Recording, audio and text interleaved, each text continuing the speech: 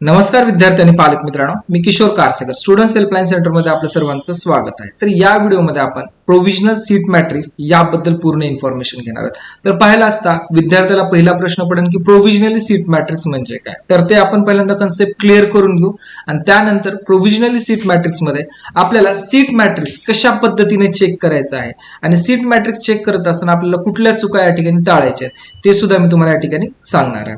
तर पाहिला असता प्रोव्हिजनली सीट मॅट्रिक्स म्हणजे की विद्यार्थ्यांना लक्षात घ्यायचं आहे आपल्या महाराष्ट्रामध्ये जेवढेही या ठिकाणी गव्हर्नमेंट एमबीबीएस कॉलेज आणि सेमी गव्हर्नमेंट एमबीबीएस कॉलेज हे जेवढेही कॉलेजेस असतात या सर्व कॉलेजची या ठिकाणी इन्फॉर्मेशन उपलब्ध केली जाते ह्या सीट मॅट्रिक्स मध्ये। म्हणजेच या ठिकाणी गोष्ट क्लिअर होती की महाराष्ट्रात या वर्षी किती कॉलेजेस पार्टिसिपेट करणार आहेत आणि या सर्व कॉलेजेसमध्ये नंबर ऑफ सीट्स किती असणार आहेत या गोष्टी आपल्याला क्लिअर होतात। आणि यामध्ये पाहायचं आहे की प्रोव्हिजनली सीट मॅट्रिक्स म्हणजे की प्रोव्हिजनली म्हणजे काय, तात्पुरता सीट मॅट्रिक्स हे सुद्धा तेवढंच महत्वाचं आहे। पण पाहिलं असता या प्रोव्हिजनली सीट मॅट्रिक्सचा आपण दरवेळेस विचार केला असता जेवढा सीट या ठिकाणी गव्हर्नमेंट देतं कदाचित राऊंडच्या वेळेस काही कॉलेजमध्ये काही सीट कमी पण होतात आणि काही कॉलेजमध्ये काही सीट वाढतात पण। तर त्यामुळेच या लिस्टला जे म्हणतात की प्रोव्हिजनल सीट मॅट्रिक्स नावच आहे प्रोव्हिजनल, त्यामुळे या ठिकाणी तात्पुरते सीट जे आहेत ते आपण या ठिकाणी कन्सिडर करायला हरकत नाहीये।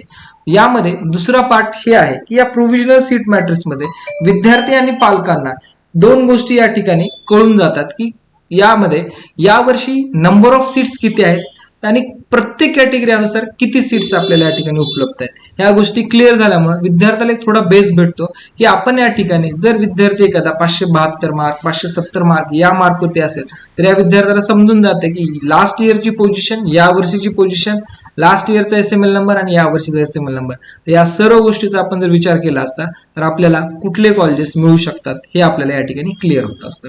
तर या ठिकाणी पाहिलं असता आपण एक एक्झाम्पल घेणार आहोत, त्या एक्झाम्पल अनुसार आपण पुढे या ठिकाणी सीट मॅट्रिक्स फॉलो करणार। तर या ठिकाणी सर्व विद्यार्थी पाहू शकतात की जे की आपल्या महाराष्ट्रामध्ये टोटल जी गव्हर्नमेंट कॉलेजची या ठिकाणी संख्या जी असणार आहे 2023 आणि 24 ऍडमिशन प्रवेश प्रक्रियेसाठी हे संख्या असणार आहे आपली 31 गव्हर्नमेंट कॉलेजची। आणि या टोटल 31 गव्हर्नमेंट कॉलेजमध्ये आपल्याला जे सीट इंटेक उपलब्ध होणार आहे हा सीट इंटेक आपल्याला असणार आहे 4950 एवढ्या जागेचा आपल्याला या ठिकाणी सीट इंटेक उपलब्ध आहे।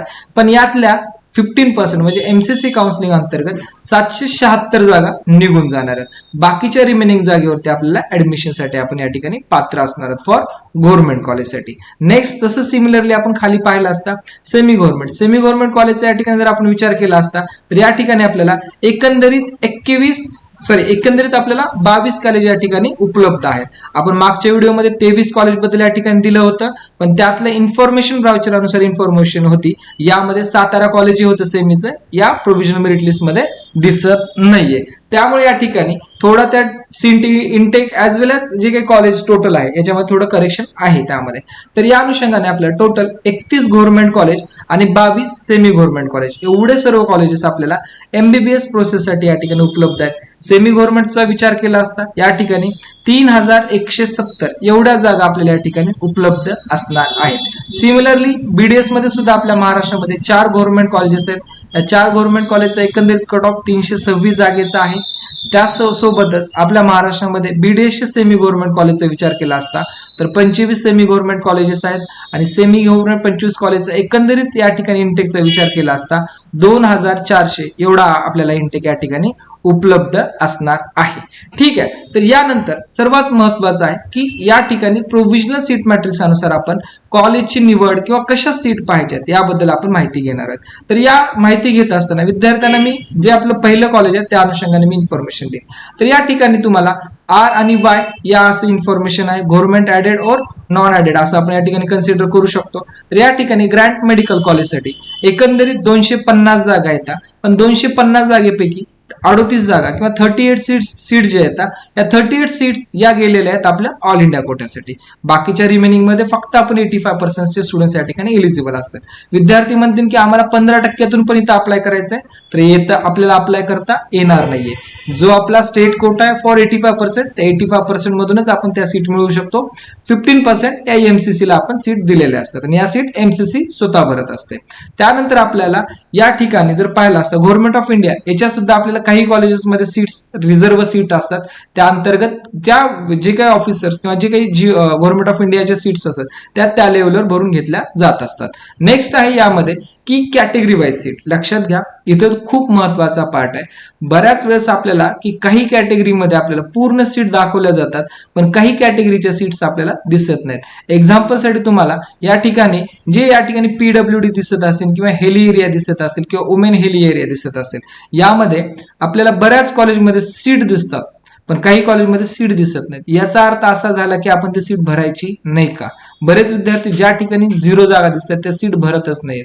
फॉर एक्झाम्पल तुम्ही डिफेन्समध्ये सुद्धा पाहू शकता की 0 जागा आहेत. पण विद्यार्थ्यांनी पालकांना या ठिकाणी लक्षात घ्यायचं आहे, जागा किती दिसतात या अनुषंगाने फॉर्म भरू नका. तर आपल्याला जे काही गव्हर्नमेंट कॉलेजेस आहेत हे सर्व गव्हर्नमेंट कॉलेजच्या सीट्स भरणं गरजेचंच आहे. भले आपले 620 मार्क आहेत, 610 मार्क आहेत, अथवा आपले 570 मार्क आहेत, तर या ठिकाणी कुठल्याच विद्यार्थ्याने मिनिमम ऑप्शन भरायचे नाहीत. मॅक्झिमम जेवढे ऑप्शन्स असतील तेवढे भरायचं. फक्त भरत असताना त्या ऑप्शनचा प्रायोरिटी क्रमांक काय द्यायचा हे महत्वाचा भाग असणार आहे, त्यानुसार आपण देऊ शकतात. तर यामध्ये आपल्याला जनरल एससी आणि वुमेनसाठी किती सीट्स आहेत, त्यामध्ये पीडब्ल्यूडी एससी आणि जनरल हिले एससी यामध्ये किती सीट आहेत, आणि वुमेन हिलेसाठी एससी कॅटेगरीच्या किती सीट आहेत, असाच पूर्ण तुम्हाला एससी पासून पूर्ण ओपन कॅटेगरी पर्यंत अशाच प्रकारे तुम्हाला सीट मॅट्रिक्स आणि त्या प्रत्येक कॅटेगरीला त्या कॉलेजमध्ये किती जागा उपलब्ध आहे अशी इन्फॉर्मेशन दिलेली आहे. त्यानंतर तुम्हाला स्टेट कोटामध्ये पूर्ण सीट इंटेक बद्दल माहिती दिलेली आहे की पूर्ण सीट्स किती आहेत मेल जनरलसाठी, त्यानंतर वुमेनसाठी किती आहेत, ऑर्फॅनसाठी किती आहेत, त्यानंतर पीडब्ल्यूडी साठी किती आहेत, वुमेन हेली एरिया आणि जनरल हेलीसाठी किती आहेत, एवढ्या इन डिटेल्स तुम्हाला या ठिकाणी दिलेला आहे. म्हणजे जवळपास जे विद्यार्थी रेग्युलर कोटा किंवा जे स्पेसिफिक या ठिकाणी रिझर्वेशन दिसत आहेत या अंतर्गत अप्लाय करतात त्यांना 204 सीट उपलब्ध आहेत. आणि त्यानंतर रिमेनिंग सीट जे आहेत यामध्ये डिफेन्स कोटा म्हणजे D1, D2, D3 ऍज वेल एज डिफेन्स MKB या ठिकाणी आपण कन्सिडर करू शकतो. तर या कोट्या अंतर्गत या ठिकाणी सीट सुद्धा आपल्याला रिझर्व्ह दिसतील. बरोबर आहे. तर यामध्ये आपल्याला सर्व व्यवस्थित पाहायचं आहे आणि पाहून या ठिकाणी आपल्याला किती सीट्स मिळतात ते आपण पाहून या ठिकाणी ऍडमिशन प्रोसेस मध्ये चॉईस फिलिंग करायची आहे. अशीच माहिती पूर्ण तुम्हाला सेमी गव्हर्नमेंट मध्ये पण दिसेल. आता सेमी गव्हर्नमेंट मध्ये ज्यावेळेस आपण पाहू तर त्या ठिकाणी जसे आपल्याला गव्हर्नमेंट कॉलेजमध्ये सर्व रिझर्वेशन भेटतात.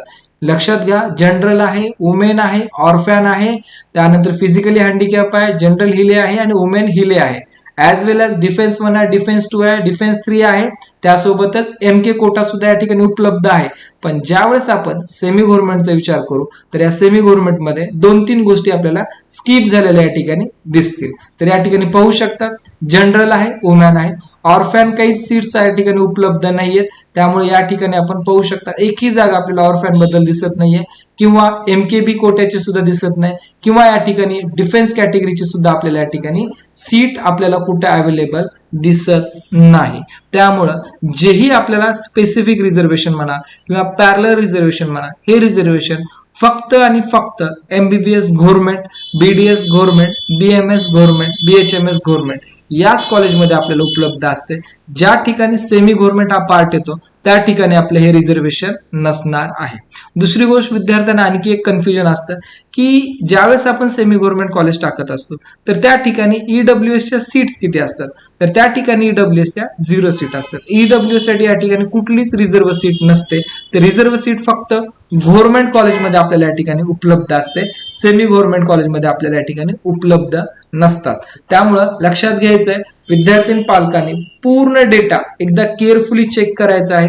केअरफुली चेक करूनच आपण या प्रोसेसमध्ये भाग घेणं गरजेचं आहे. तर पाहिलं असता यावर्षी जर आपण तुलना केली टोटल आपल्याला 8120 जागा म्हणजे जे CET सेल इन्फॉर्मेशन ब्राउचर होतं त्यावरून आपल्याला थोड्या कमी जागा दिसल्या होत्या.